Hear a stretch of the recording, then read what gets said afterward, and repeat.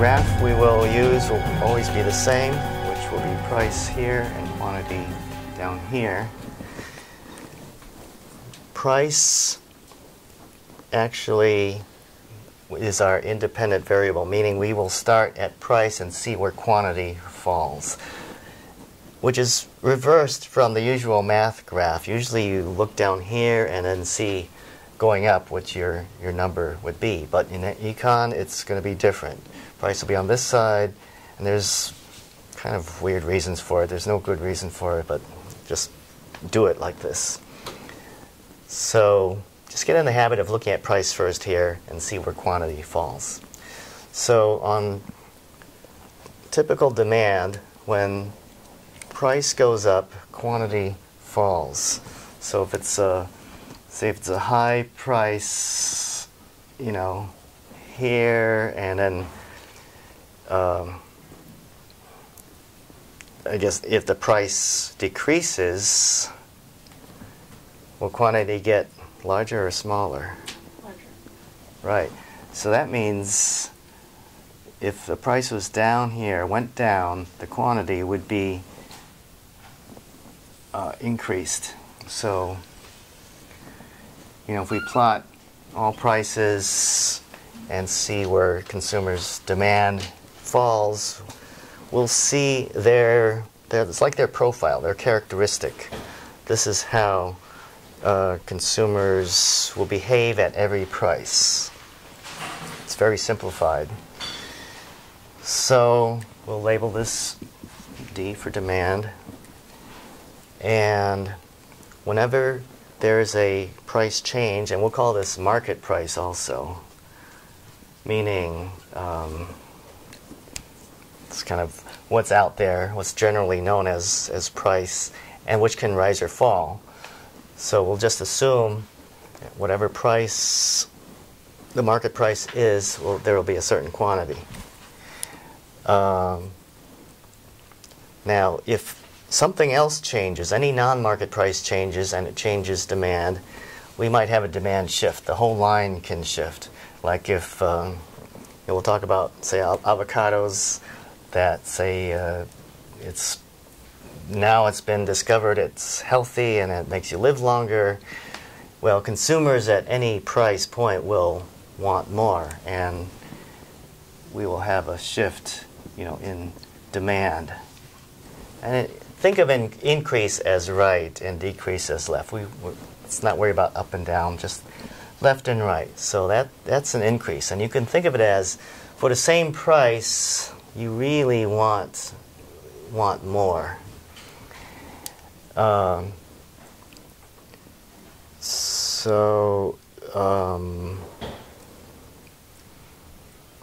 What can shift demand? Well, there's not only what I mentioned before, tastes and preferences.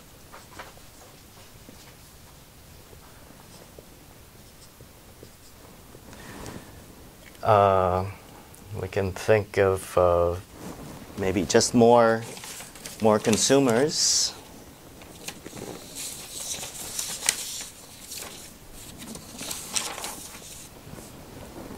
You know, just more people migrated into a society. The demand can shift over. Also, if everything else becomes more expensive, maybe I don't know, oranges or something got really expensive, you might want to demand more avocados. Or maybe if you knew prices were going up next year and it's cheap now, you will increase your demand right now. So know the difference between, if they use terms demand as a noun versus quantity demanded, meaning going up and down the line. So it's kind of like a trick question. If you see the word demand by itself, and kind of as a noun, does demand increase or decrease? Think of that as that whole consumer profile characteristic changing. Now, someone would ask, well, what is the change in quantity demanded? Then, you know, it's only the market price that is going to affect where on the line, you know, a consumer would demand. So it's kind of a hint. Look for those words, either quantity demanded versus demand. So demand here, you know, is, I think of it as more of a noun of the whole consumer profile. In general, everyone will buy at a certain price. So suppliers are people too. They are sensitive to price. So think of it as yourself who is farming avocados, and when the market price goes up, and you know you're not big enough to establish price, you know, you're a price taker, not a price maker. You're just going to have to follow along with the market. And when something gets really expensive, you want to get in on the action. You're going to get excited about producing more avocados because you can make a ton of money. All else equal, like all your costs will stay equal. You know, if market price of avocados fell to like 50 cents, it's almost not worth it for you to do anything about that because you're not going to make a whole lot of money. It might exceed your costs. So more quantity is supplied to the market by suppliers. And, you know, stop me with questions too, because this will help the video. So price changes will affect quantity supplied. So there's that kind of hidden word again, the quantity supplied. Now, supply itself can change too, or shift. So we could have an increase in supply because maybe it's easier for manufacturers, for firms to produce something at the same cost. So say gasoline or electricity, natural resources got really cheap. Well, they could still supply even more product for the same price. So those input costs are a big factor in shifting supply. Other things that affected also demand shift could affect suppliers, like if they think prices are going to go up or something will change in the future, they might act now, which will shift supply. If, say, utilities and gasoline got more expensive and it was harder to make things, you know, supply would go backwards. So if you make it harder on suppliers to make stuff, it goes backward. If you make it easier for suppliers, it goes forward or to the right.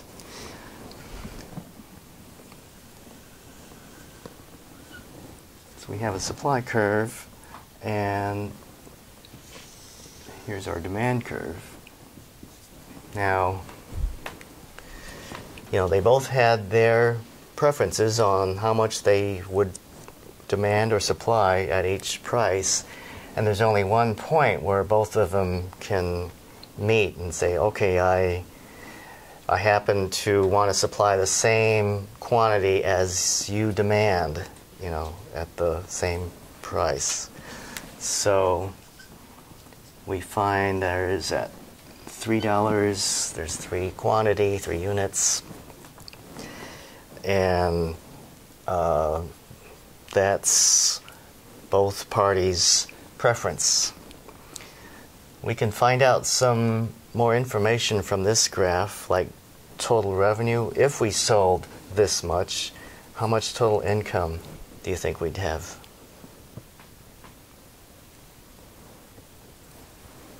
So this is a price per product, and 3 of them. So if you sold 3 of these products, how much would you have? Yeah, so we'll write total revenue is $9.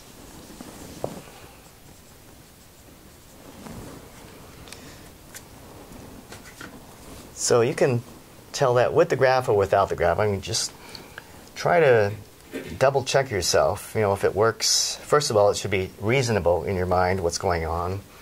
You can just do the numbers, units times price, you know, as if you had a store. You can also look at the graph, and you know, you might start seeing boxes that the book will portray, kind of the area from 0, 0 to the equilibrium point forms a box. And you can even count the number of squares in there. So that's 9 squares, or $9, and it matches up 3 times 3, so we have total revenue there. We can figure out something else called consumer surplus. Now, let me explain what that would mean. If we think of the demand line having, say, think of that as some consumers represented here would still pay how much? Like $5 for some quantity. You know, because we established that, you know, at each price, the consumers want a certain quantity. So even at $5, you know, there's a demand for one quantity. Now think of those consumers, what they feel when they see market price is $3. They want to buy a lot more. Yeah, they're happy. They're surprised. It's like, you know, if you went to the store and you're ready to pay something, $5 for something, you saw it for $3. It's like, wow, got a bargain. And that bargain feeling is actually measurable. And this is going to be called consumer surplus.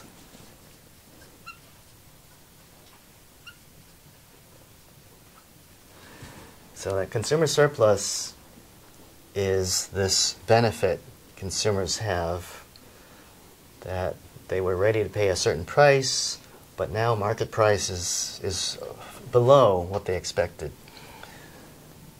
All up until, you know, this point here, where it just directly matches what they were expecting to pay. Now, what do we think of what do we do with the consumers that wanted to pay $2? Well, can they can't buy at $2 because it's not offered. This is it. $3 is it. So they are just out of luck. They are not going to get any product. So, or you can, well, yeah, they won't get it. All right, so consumer surplus is measurable too, and the easiest way is to use geometry.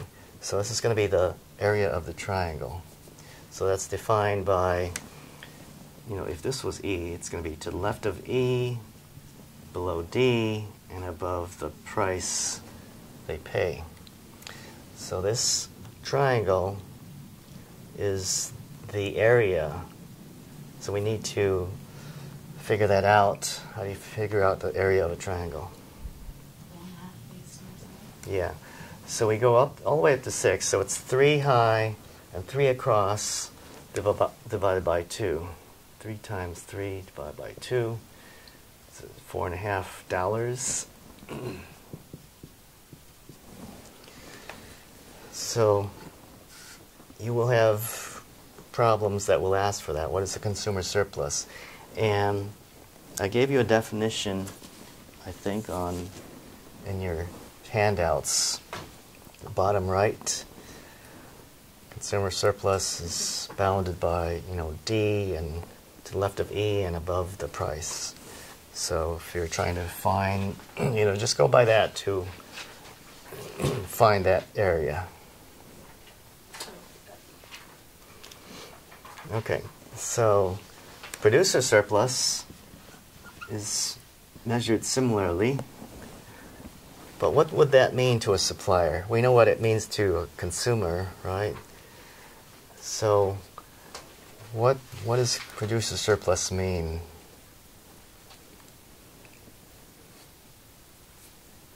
They have more than they're going to sell.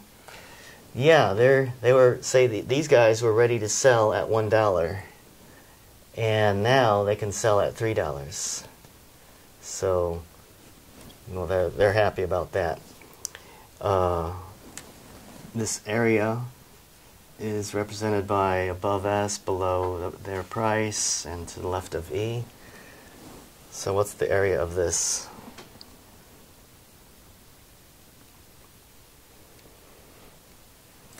Looks like the same, 4.5. So it's the same. It won't always be the same because you might have different angles and it would be different, but in this case it's the same. Can you think of a situation that, like, consumer surplus does not apply when, say, buying something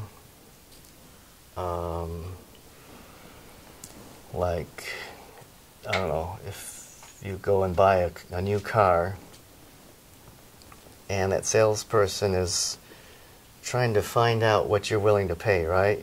So there's like no market price on these cars. I just bought a car and it's like, you know, the retail price, you know, is way up there. And I know people are paying less, but what is that market price? The dealers don't want you to know, really. They want you to think retail price is it, and okay, they might come down a little bit.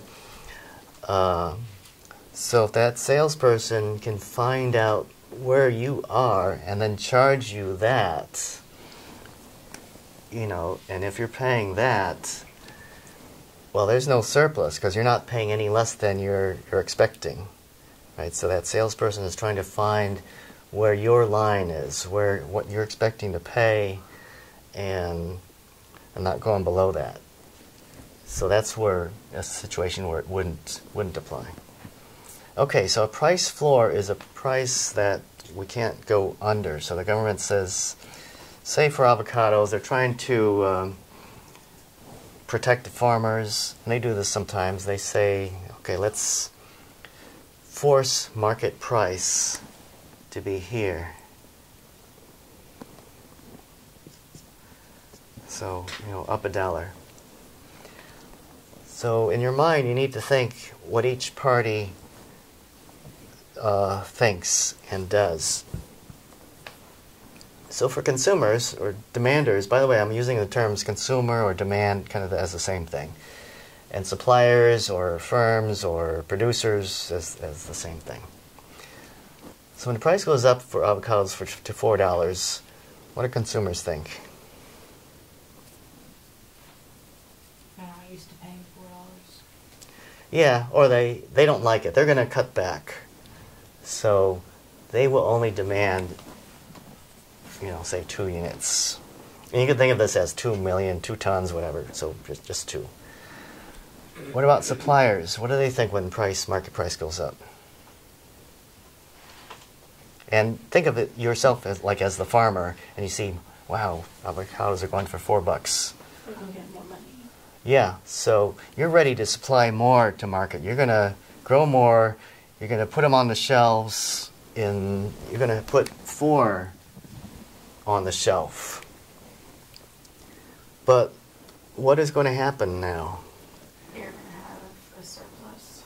Yeah, your consumers aren't there. They're not going to buy all 4 of your avocados. They're only going to buy 2. So there is this difference here called surplus, or unsold inventory, or it's just sitting on the shelf. And so what is our equilibrium? Where are we ending up? 3. Well, $3 or 3 quantity, or what? 3 over like 3.3. But we can't sell it for 3. So we're not going to be there. If we sold it for 4, what quantity is our final market quantity that's being transacted to? Yeah. So at 4, it could be here or here, right? And suppliers are ready to be here, but they're not going to sell all of it. Over here, demanders are there. They'll only buy 2. And suppliers can supply 2. You know, they could supply any quantity up to 4. So they'll just have to settle to supply 2. So, you know, suppliers, you can't really, I guess, understand it by looking at their supply curve easily. Just think about it in your mind, what both parties will act, how they will act. So at $4, you know, suppliers are excited, but they're not going to be able to sell all of their stuff. So we are going to end up with, you know, this quantity. So that will say a lot. $4.02. Let's see if anyone is lost. Okay, so what's total revenue here?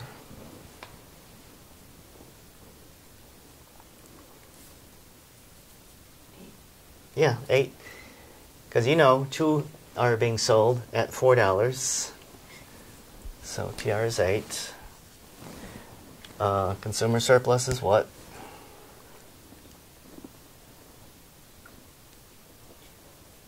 No, not 4. No. We're just throwing out numbers. If you're unsure, mumble it. So first of all, we need to know our boundaries. So that is our new E.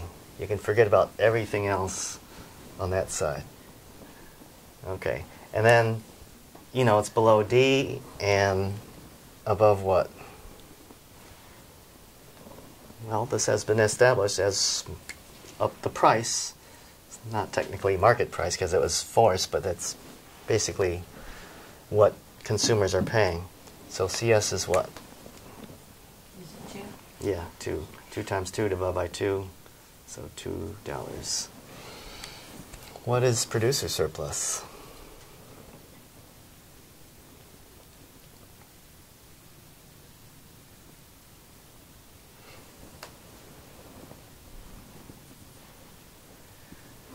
You know from your definitions, you have the boundaries, right? To the left of the new E, below market price, and above what? Supply. Yeah, above S. So there should be no confusion. You know this is market price, you know this is E. So I know it looks strange, right? And it's huge. But according to your definitions, this is what it is. So this area is how much?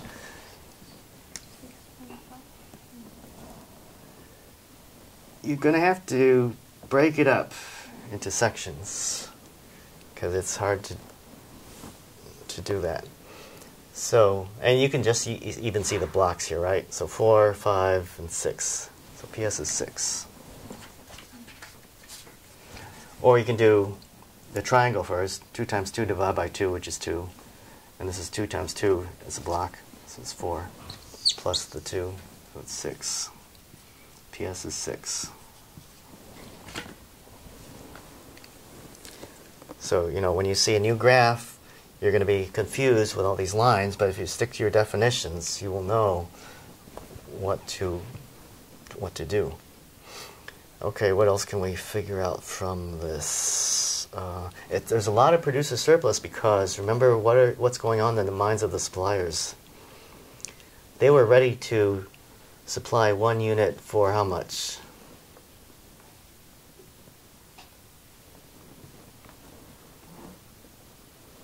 Yeah, for $1. I mean, because that's what this says. But they got $4, so they're really happy, right?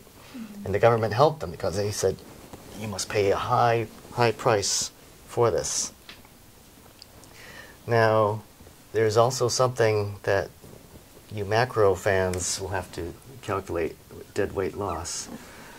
I don't think this falls in the micro Pearson, but FYI, deadweight loss is the loss of sales, loss of transactions occurring because the government kind of forced prices and not everyone's happy and there are fewer sales.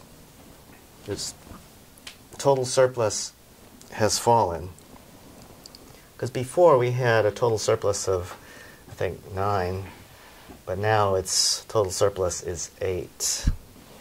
And you can see when we move from here to here, that reduced quantity, even though price is a little high, total revenue is still lower than before. We can calculate deadweight loss the same way using triangles. So what does this look like? Yeah, it's $1. So it's 2 up, 1 across, divided by 2. It's $1.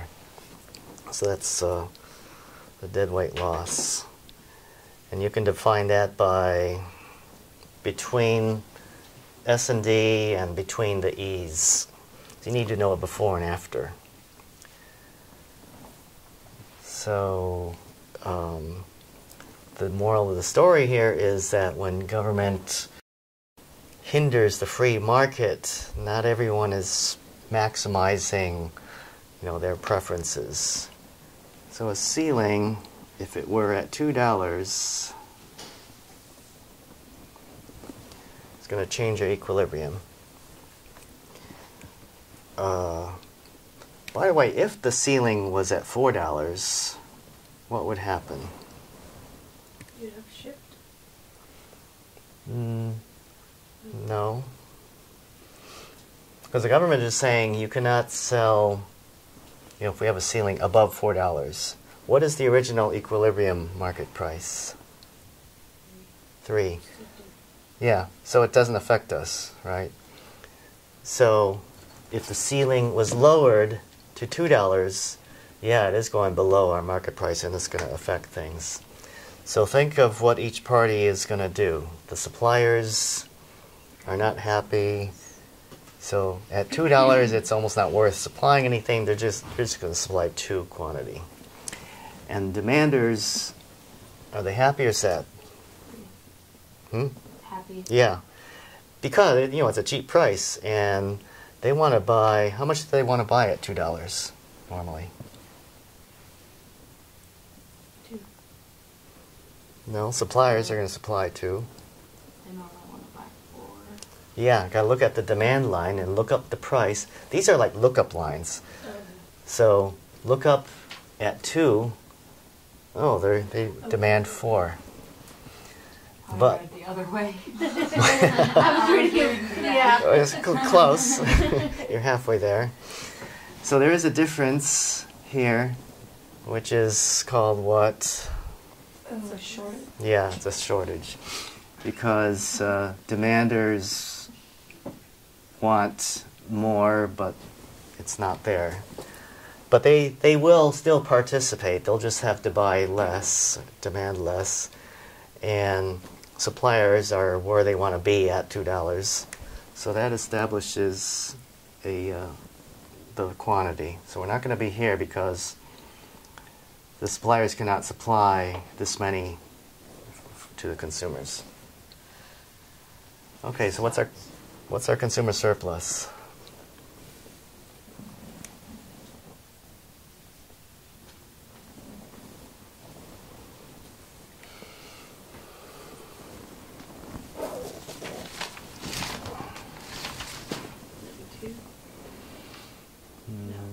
No.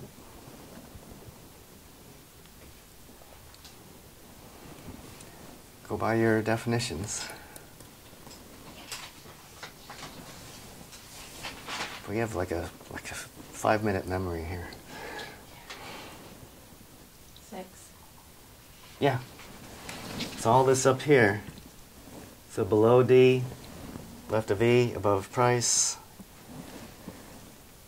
And you may have to break up the things to find out the area of a triangle. So this area is 2 times 2 divided by 2, which is 2. And this block is 4, so it's 6 total. And producer surplus is down here, which is pretty low, just 2. We do have a deadweight loss. So Candace, you're going to have to know this between the E's and between the S and D. Which is 1. Yeah.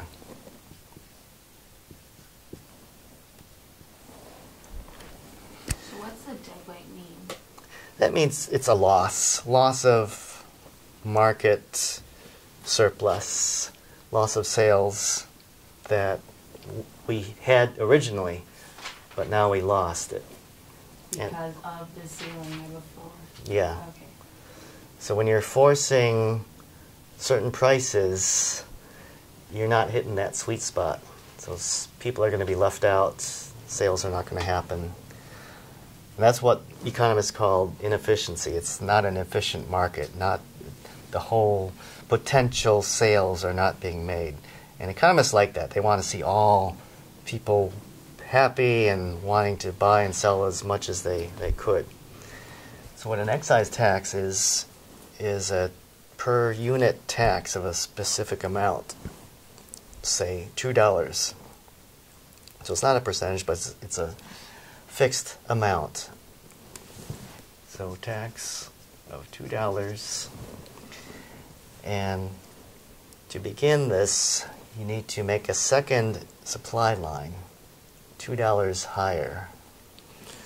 So at every point, it will be $2 higher.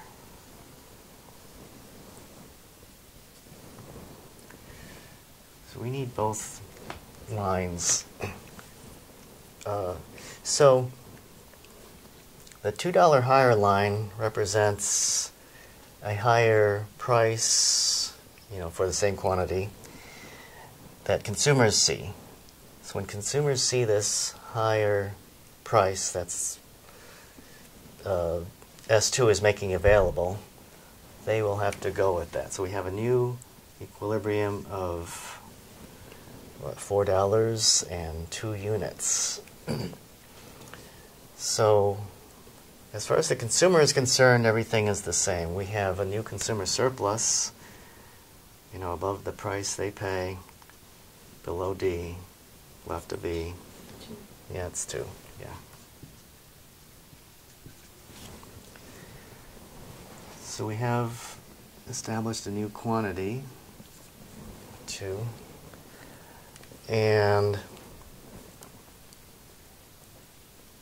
to calculate producer surplus, we have to make clear that the price below the price suppliers get is understood. So what price are suppliers getting? They actually have to follow their old supply line because they're not getting the $2 tax. So that's going straight to the government. So that's why we need to keep the S1 line there to find out. We have a quantity now of 2 and see what price falls out that suppliers are getting. 2. So they're getting that. So consumers are paying 4, but suppliers are still getting 2. And the 2 different lines show us that. So it's important that after you find a new market quantity, we look up back on S1 at what price are they supplying 2 units originally. So we do have an important intersection there. So to find out producer surplus, it's to the left of E, above S1, So it's just 2. and below the price that concerns S, or the producer. So the producer only goes by their old, formula, say, their old S line, but the consumer actually is paying the S2 price.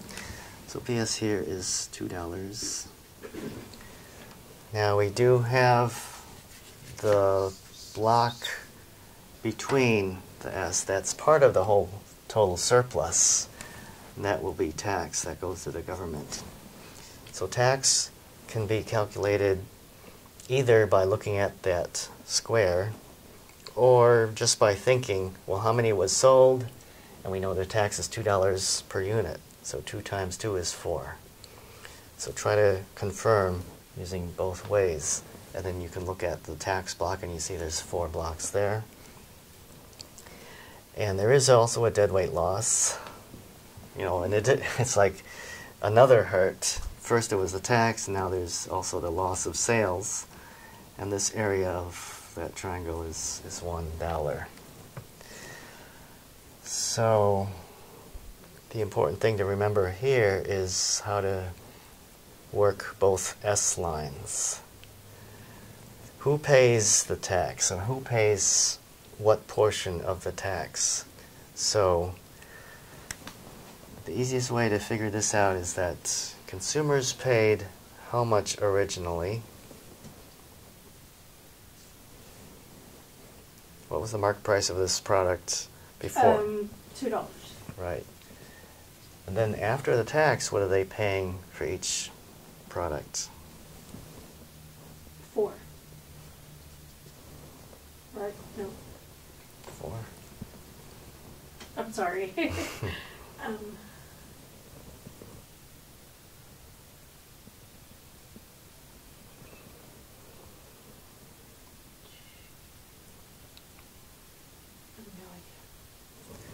They see this, the big price. They see the S2 price.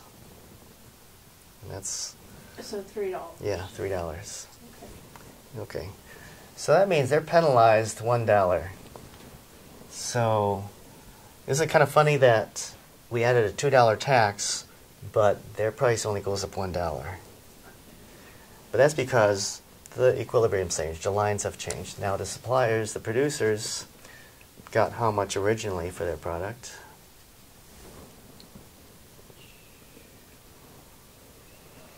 Say 2. Mm-hmm. And now what are they getting? They're getting 3. 'Cause no.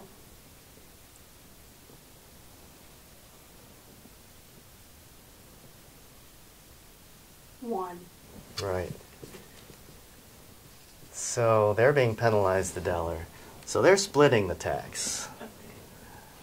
And it's not always the same. If the angles were different, they would be a little different. So the thing to remember here is to do a before and after analysis. What did they pay before, and now what are they paying after? And each party has a different after price.